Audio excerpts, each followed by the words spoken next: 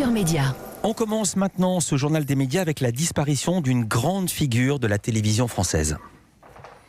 Patrick Lelay, 77 ans, ex-PDG de TF1 entre 1988 et 2008, est mort hier soir des suites d'une longue maladie.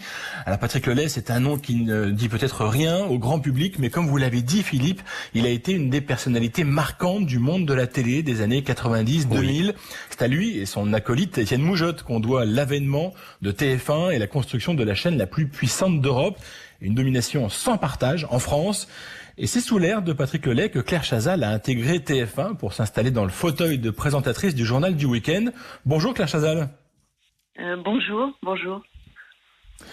Claire Chazal, quand vous êtes arrivée à TF1 et que vous avez rencontré Patrick Lelay, qu'est-ce que vous vous êtes dit de lui ? Alors d'abord, c'est vrai que c'est lui qui est venu me chercher. J'étais sur Antenne 2 à l'époque, je présentais les journaux de la nuit. Il y avait d'ailleurs eu des moments très denses puisque c'était la première guerre du Golfe. Je pense que c'est peut-être ça qui a fait qu'il m'a remarqué, je ne sais pas. En tout cas, Patrick Lelay et toute l'équipe aussi, bien sûr, Michel Cotta, Patrick Poivre, Étienne Moujotte évidemment, mais c'est Patrick Lelay qui m'a appelé, qui m'a demandé de venir.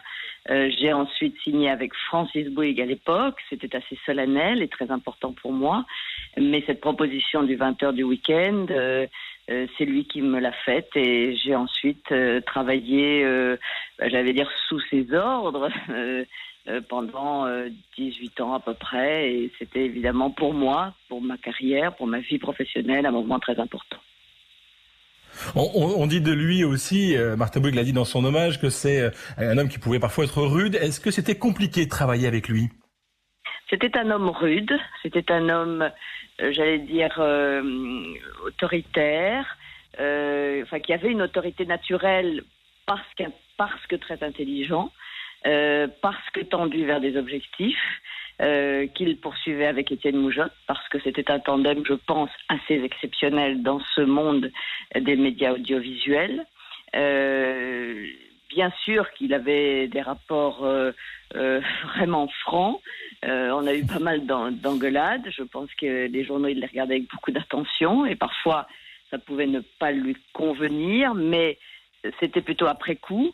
Et je dois dire, et je le précise et je l'affirme, que ni lui, ni d'ailleurs Francis Bouygues d'abord, puis Martin Bouygues, ne sont intervenus dans la fabrication, dans la construction des journaux. Ils étaient là bien sûr pour diriger l'antenne, mais nous avons travaillé, je crois, dans une très grande indépendance, dans une très grande autonomie, mais sous son magistère. Et je pense que ce qui forçait bien sûr l'admiration, c'était sa personnalité et ce tandem qu'il formait avec Étienne Moujotte. J'ajoute que c'est un homme qui a dirigé longtemps TF1 et c'est peut-être unique dans la vie des médias, c'est cette longévité, c'est cette stabilité du management de TF1 qu'il incarnait naturellement et il faut bien le reconnaître, nous avons porté ensemble, nous avons apporté chacun notre pierre avec Patrick Poivre d'Arvor, bien sûr, Michel Cotta d'abord, Gérard Carrero, toute l'équipe, Robert Namias, nous avons porté TF1 très, très haut.